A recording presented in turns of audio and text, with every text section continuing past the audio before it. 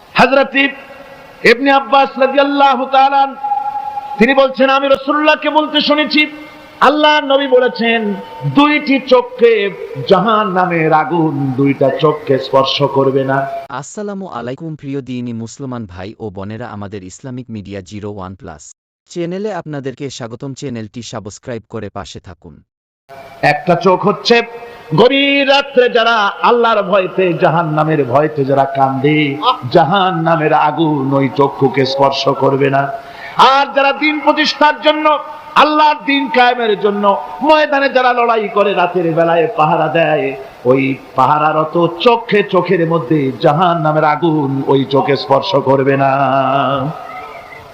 আমার ভাইরা, হযরত উসমান রাদিয়াল্লাহু তাআলা আনহু বলছেন, মান রাবাতা লাইলাতান ফি সাবিলিল্লাহ কানাত কাআলফি লাইলাতিন সিয়ামুহা ওয়া কিয়ামুহা। হাজার রাত ধরে রোজা রাখলে, হাজার রাত ধরে ইবাদত করলে, আর হাজার দিন ধরে রোজা রাখলে যে সওয়াব হবে, একটা ঘন্টা একটা রাত যদি কেউ পাহারা দেয় আল্লাহর দ্বীনকে প্রতিষ্ঠার জন্য, আল্লাহর দ্বীনের কোন ইসলামী রাষ্ট্রের প্রহরায় যদি কেউ যদি থাকে, একটা রাতে পাহারা দিয়ে দিলে সওয়াব হবে হাজার হাজার বছর ধরে নামাজ রোজা করে ওই সওয়াব পাওয়া যাবে না। সুবহানাল্লাহ। অর্থাৎ হাজার বছর ধরে নামাজ রোজা করার মতোই সওয়াব পাহারা দেওয়া আল্লাহর দ্বীনের ইসলামের রাষ্ট্রকে। বন্ধুগণ, রাসূল পাক সাল্লাল্লাহু আলাইহি ওয়াসাল্লাম তিনি বলেছেন, কিয়ামতের দিন জাহান্নামের আগুন আর জিহাদের ময়দানের ধুলি, এই দুটি একসঙ্গে কোনো মানুষের পেটের মধ্যে প্রবেশ করবে না। এই জিহাদের ময়দানে যারা কাজ করে, জান দেয়, মাল দেয়, আল্লাহ পাক তাদের উপরে রহম করে। এই জিহাদ হচ্ছে এক অগ্নি পরীক্ষা। এই জিহাদটা কি? অগ্নি পরীক্ষা। এমনি এমনি বেহেশতে যাওয়া যাবে না ভাই। আল্লাহ রাব্বুল আলামিন কোরআনে কারীমের মধ্যে বলেছেন, আহাসিবান নাসু আইয়ুতরাকু আইয়াকুলু আমান্না ওয়া হুম লা ইফতানুন।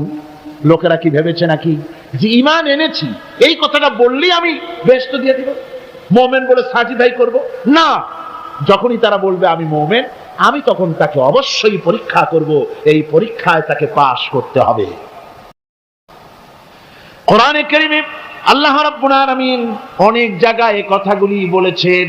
এমনি এমনি ছেড়ে দেওয়া হবে না। আমি অতীতের লোকদেরকেও পরীক্ষা করেছি, তোমাদেরকেও পরীক্ষা করব। পরীক্ষা না দিয়ে কেউ তোমরা বেহেশতে যেতে পারবে না। এই জমিনে তোমাদের আগুনের পরীক্ষা দিতে হবে। পয়গম্বরেরা কষ্ট করেছেন, সাহাবায়ে কিরাম কষ্ট করেছেন।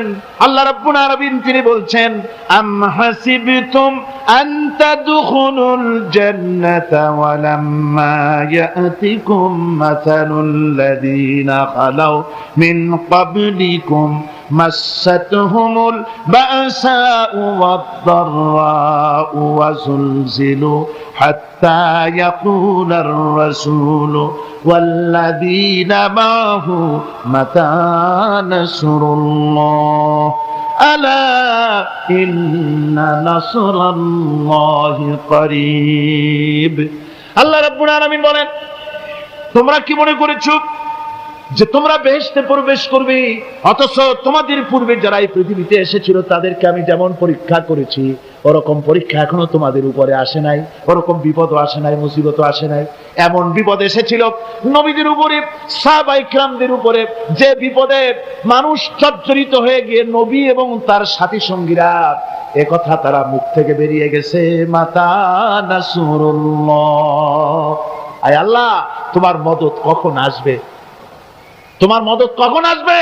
মার খেতে খেতে তো শেষ হয়ে গেলাম।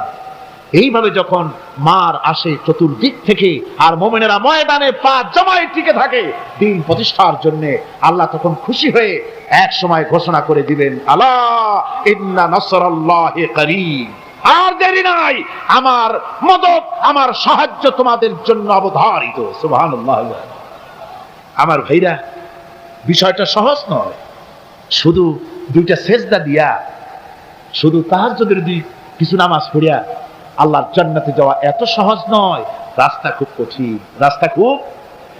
ये शहादत गाहे उल्फत में कदम रखना, ये शहादत गहे उल्फत में कदम रखना, लोग समझते हैं आसान है मुसलमान होना। এটা হলো শাহাদাতের উত্তপ্ত ময়দানে পা রাখা। লোকেরা মনে করে ইসলাম গ্রহণ করা, মুসলমান হওয়া বুঝি বড় সহজ ব্যাপার। এত সহজ না।